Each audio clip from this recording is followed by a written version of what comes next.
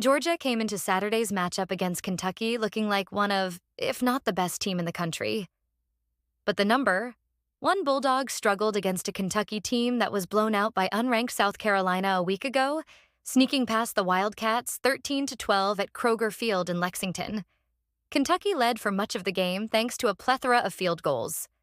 The Wildcats went into the half with a 6-3 lead before making it 9-3 in the third quarter. Georgia cut into that lead with a field goal of its own before finally getting its first touchdown of the game in the fourth quarter to take a 13-9 lead. The Wildcats made it a one-point game with a field goal on the next drive, but ultimately didn't have another scoring drive in them as they missed out on the upset.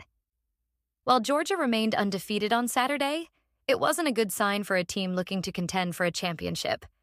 Heisman candidate Carson Beck struggled against Kentucky's defense, picking up just 160 passing yards on 15 of 24 passing. The Bulldogs' rushing attack wasn't much better as it had just 102 yards on the ground.